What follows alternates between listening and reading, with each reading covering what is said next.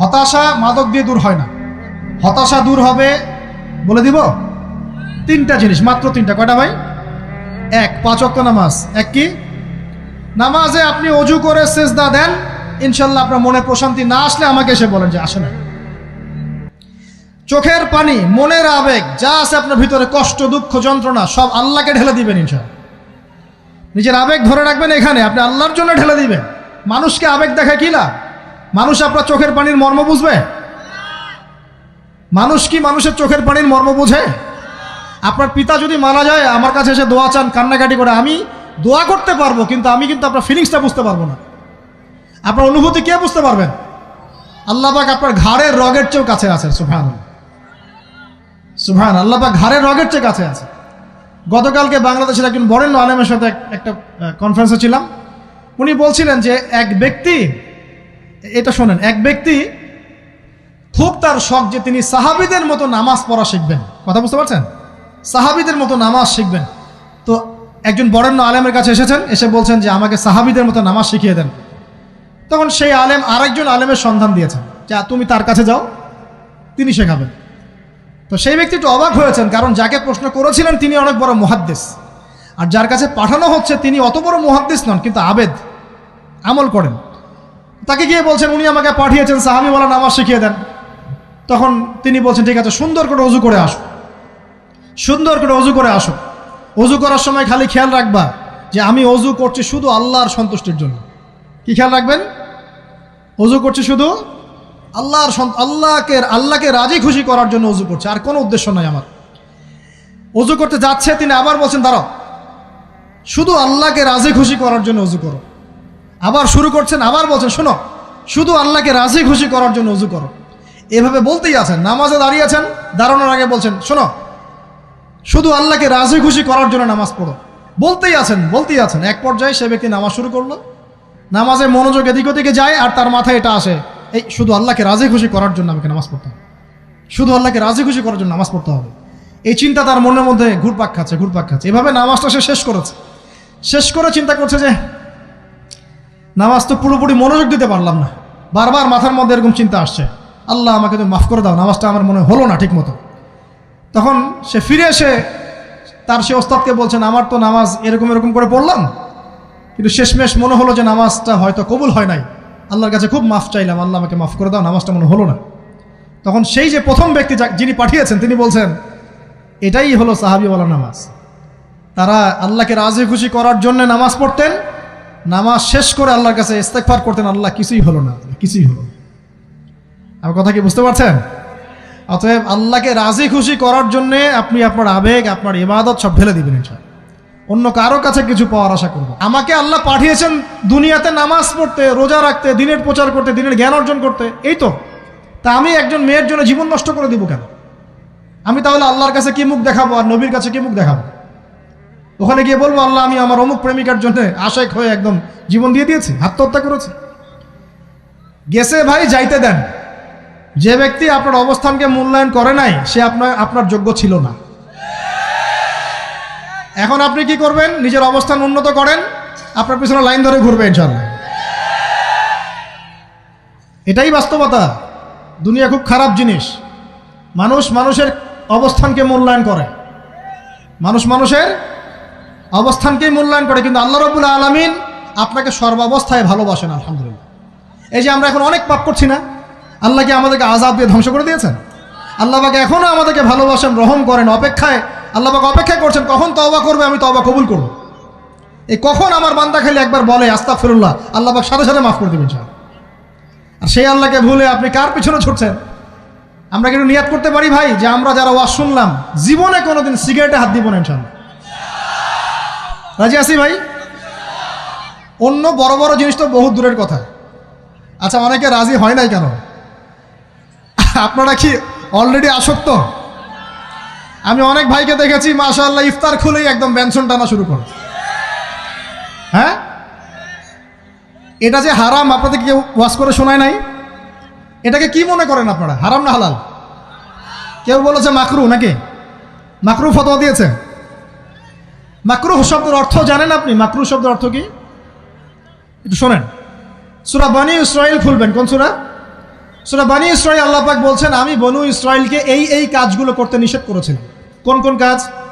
জেনা করো না, জেনার ধার কাছে যেও না, এতিমের মাল আত্মসাৎ করো না, শিরিক করো না ইত্যাদি। যারা আলেম আছেন তারা আমার কথা বুঝবেন। এই কাজগুলোর পরে আল্লাহ পাক বলছেন যে এই প্রত্যেকটা কাজ আল্লাহর কাছে মাকরুহ, অপছন্দের। কিসের? অপছন্দ। আর এটাকে আপনি সহজ মনে করছেন? নিয়াত করি আল্লাহ পাকের সন্তুষ্টির জন্য আমরা কোনোদিনও মাদকের সাথে সম্পৃক্ত হব না ইনশাআল্লাহ। আর বিশ্বাস করেন, শুধুমাত্র মাদকদ্রব্য নিয়ন্ত্রণ অধিদপ্তর এই আইন কানুন এগুলো দিয়ে, জরিমানা দিয়ে মানুষকে মাদক ছাড়ানো যাচ্ছে না, যাবে না। কেন যাবে না এটা আপনারা খুব ভালো করেই জানেন, আমি বলতে চাচ্ছি না।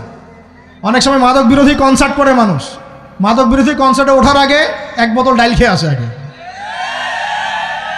এগুলো কি বাস্তব কথা বলছি না অবাস্তব কথা বলছি? আমাদের যুবক ভাইরা কোশ্চিনকালেও মাদকের ধার কাছে যাবেন না ইনশাআল্লাহ। একটা হাদিস খালি মনে রাখেন, এই হাদিসটা মনে রাখেন। নবী সাল্লাল্লাহু আলাইহি ওয়াসাল্লাম বলেছেন, কেউ যদি মাদকদ্রব্য সেবন করে তার 40 দিনের নামাজ কবুল হবে না। সিগারেট একটা খেয়েছি, 40 দিন নামাজ নাই।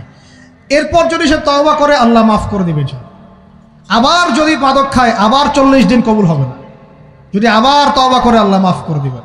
আবারও যদি খায় আবারও 40 দিন কবুল হবে না। আবারও তওবা করলে আল্লাহ আবার মাফ করে দিবেন। চতুর্থবার সে যদি মাদক খায়, আল্লাহ রসুল সাল্লাল্লাহু আলাইহি ওয়াসাল্লাম বলছেন, আল্লাহ পাক কিয়ামতের মাঠে তাকে তিনাতুল খাবাল পান করাবেন। কি পান করাবেন? তিনাতুল খাবাল। সাহাবীরা বললেন, ইয়া রাসূলুল্লাহ, এটা কি? তিনাতুল খাবাল কি? নবী সাল্লাল্লাহু আলাইহি ওয়াসাল্লাম বলছেন, এটা হচ্ছে জাহান্নামীদেরকে আযাব দেওয়ার পর তাদের রক্ত মাংসের যে পুঁজ বের হবে, এই যে ড্রিঙ্কস, জাহান্নামের হার্ড ড্রিঙ্কস, এই ড্রিঙ্কসের নাম হলো তিনাতুল খাবাল। আল্লাহ পাক আমাদের সবাইকে মাদক থেকে বাঁচিয়ে রাখেন। আমল হচ্ছে কোরআন তেলাওয়াত। যে ব্যক্তি কোরআন তেলাওয়াত করতে পারে নিয়মিত, তার মনের মধ্যে এই হতাশা, এই ভীরুতা, এই কাপুরুষতা কিচ্ছু আসবে না ইনশাআল্লাহ। আমি গ্যারান্টি দিচ্ছি আপনাকে, হতাশা আসবেই না আপনার মনে যদি আপনি কোরআন বুঝতে পারেন। কোরআনের একটা আয়াত নিয়ে কোনো সময় দেখা যায় 2-3 ঘন্টা সময় পার হয়ে যাচ্ছে, আয়াতটা ছেড়ে সামনে যেতে পারছি না। কোরআনের ভিতরে ঢুকলে আপনি দুনিয়ায় ভুলে যাবেন কি হচ্ছে আশপাশে। আমি এমন অনেক আলেমকে দেখেছি যে একটা বই, পাতলা একটা বই, আরবি বই নিয়ে পড়া শুরু করেছেন, ওই যে ফজরের পরে জোহরের ওয়াক্ত হয়ে যাচ্ছে, বইটাই শেষ করতে পারেননি। বুঝতে পারবেন না, যখন আপনি ইলমের ভিতরে ঢুকে যাবেন, কোরআনের ভিতরে, হাদিসের ভিতরে, আপনার দুনিয়ার খেয়ালই নাই। একজন আলেম, তিনি এক রাত্রে একটা বই লিখেছিলেন, চটি বই, এক রাত্রের মধ্যে। বলা হচ্ছে, তার সম্পর্কে বলা হচ্ছে যে রাতের খাবার তাকে দেয়া হয়েছে যে আপনি এটা খেয়ে নেন। তো সে খাবারটা পাশেই আছে, খাবারটা খাবো, এটা লিখে খাবারটা খাবো, এরকম তার চিন্তা ছিল। ফজর হয়ে গেছে, বই লেখাও শেষ, খাবার এই অবস্থায় পড়ে আছে, ডুবে গেছেন ভিতরে, খাওয়ার মাথায় তার খেয়াল নাই। এরকম হয়। একজন মনীষী, বিখ্যাত মনীষী, রিয়াদুস সালেহিন কিতাবের রাইটার, সংকলক আল্লামা নববী রাহিমাহুল্লাহ, এরকম সারা রাত চলে গেছে, পাশে 2টা খেজুর, ওই 2টা খেজুর খাওয়ারই সময় পান। হাদিস নিয়ে গবেষণা করতে রাত পার হয়ে গেছে। আমি বলতে চাচ্ছি, যখন ইলমের ভিতরে, কোরআন হাদিসের ভিতরে ঢুকে যাবেন, আপনার দুনিয়ার খেয়াল আপনার চলে যাবে ইনশাআল্লাহ।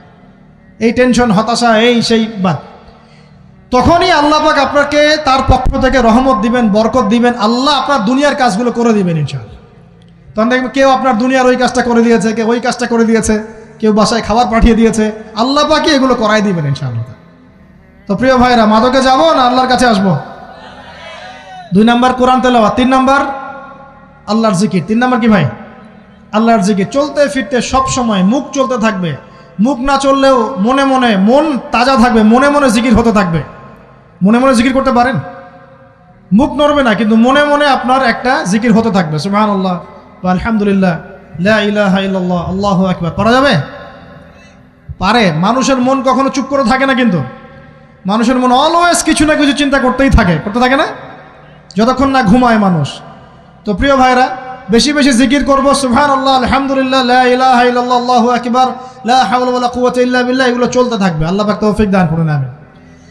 আমরা আমাদের সমাজে যুবকদেরকে এরকম টিকটকে দেখছি, অনলাইনে আসক্ত দেখছি, জেনায় আসক্ত দেখছি, পর্নোগ্রাফিতে আসক্ত দেখছি। আমরা দেখছি আমাদের যুব সমাজকে মাদকে আসক্ত, কিশোর গ্যাংয়ে আসক্ত। এইগুলো কি আমাদের কাম্য ছিল ভাই? আমাদের কাম্য ছিল? এই অবস্থায় কি যুব সমাজ আল্লাহ পাকের দ্বীনের পতাকা হাতে নিয়ে আল্লাহর জমিনে দিন কায়েম করতে পারবে কি না একটু আমাকে উত্তর দেন দেখি। এখন এই অবস্থায় পারবে? অতএব অবস্থার উন্নতি করতে হবে কিনা? উন্নতির জন্য রাজি আছি কিনা ইনশাআল্লাহ? আমরা চাই কি আল্লাহ পাকের দিনটা আল্লাহর জমিনে প্রতিষ্ঠা লাভ করুক, আল্লাহর দিন সবার ঘরে ঘরে পৌঁছে যাক, আল্লাহ পাকের দিনের যে সৌন্দর্য সবাই সেটাই, এই সৌরভটা সবাই পাক। আমরা চাই কি না? সমাজে শান্তি প্রতিষ্ঠা হোক, আবার সেই রাসূলের মতো যুগ চলে আসুক, আমরা চাই কি না? অতএব আমাদের সবাইকে যৌবনের এই প্রলোভনগুলো থেকে বেরিয়ে এসে আল্লাহ পাকের ইবাদতে আত্মনিয়োগ করতে হবে। আল্লাহ পাক আমাদের সবাইকে তৌফিক দান করুন, বলি আমিন। আমাদের সবাইকে আল্লাহ রাব্বুল আলামিন কুরআন এবং হাদিসের গভীর জ্ঞান অর্জন করার তৌফিক দান করুন, বেশি থেকে বেশি ইবাদত করার তৌফিক দান করুন। আল্লাহ পাক সবাইকে হারাম সমস্ত রিজিক থেকে বাঁচিয়ে রাখুন, জেনা, ব্যভিচার এবং নারীর ফিতনা, মাদক থেকে আল্লাহ বাঁচিয়ে রাখুন। আল্লাহ পাক আমাদের সবাইকে হালাল রিজিক, হালাল সম্পর্ক যথেষ্ট করে দিন। আল্লাহ পাক আমাদের সবাইকে যেন দিনের দাওয়াতের মেহনত করার তৌফিক দান করেন এবং আলেম ওলামার সাথে পরামর্শ করে দিন শেখার এবং বোঝার তৌফিক দান করেন। যুবতী দিনী বোনদের জন্য, এখানে বোনরা আছেন না? আছেন কি না? দিনী বোনরা আছেন? একটা নসিহত দিনী বোনদের জন্য আমি একটা নসিহত করতে চাচ্ছি, একটা নসিহত। আমার এই একটা নসিহত একটু মন দিয়ে শুনুন প্রিয় দিনী বোন। রাসূলুল্লাহ সাল্লাল্লাহু আলাইহি ওয়াসাল্লাম আমাদের দিনী বোনদের জন্য জান্নাতে যাওয়ার একটা ফর্মুলা বলে দিয়েছেন। আমি কি বলবো সেটা?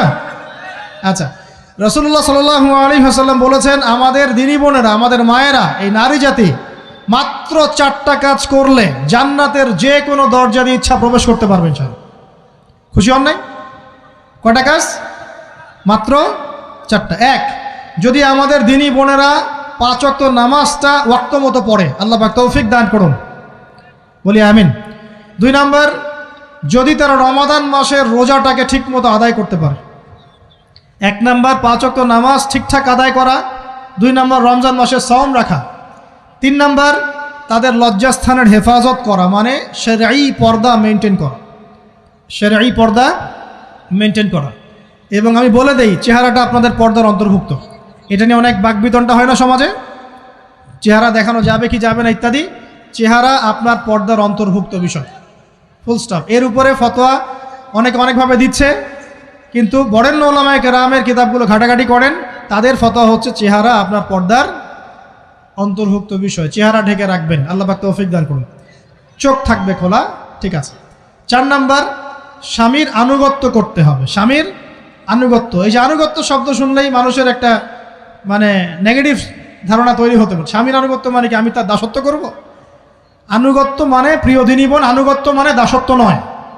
আনুগত্য মানে কোরআন সুন্নাহর যে বিধানগুলো আপনার স্বামী আপনাকে পালন করতে বলবে, আপনি সেগুলো করবেন, আপনি করতে বাধ্য। কিন্তু স্বামী যদি কোরআন সুন্নাহর বাইরে কিছু করতে বলে, সেটা মানতে আপনি বাধ্য নন। স্বামী যদি আপনাকে বলে যে সুদ খাও, এই যে সুদী এনজিওতে আসো, নাম লেখাও। স্বামী যদি আপনাকে বলে যে আসো বেপর্দায় বাইরে যাই, সাজুগুজু করে বের হও, চলো ঘুরে আসে বেপর্দায়। স্বামী যদি বলে দেবরকে একটু খাবারটা দিয়ে আসো, আমার অফিসের কলিগ আসছে, খাবার পরিবেশন করো, আসো ডাইনিংয়ে আসো। এই যে হারাম কাজ, বেপর্দার আদেশ করছে, সুদের আদেশ করছে, আপনি সেগুলো পালন করবেন না। কিন্তু হালাল বৈধ যে কোনো বিষয় আপনি স্বামীর আনুগত্য করবেন, এটা আপনার উপর ফরজ। এই 4টা কাজ যদি আপনি করতে পারেন, জান্নাতের যে কোনো দরজা দিয়ে ইচ্ছা আপনি প্রবেশ করতে পারবেন ইনশাআল্লাহ। আল্লাহ পাক আমাদের দিনী বোনদেরকে এই 4টা কাজ করার তৌফিক দান করুন। আমাদের সবাইকে আল্লাহ পাক জান্নাতের জন্য কবুল করুন, বলি আমিন।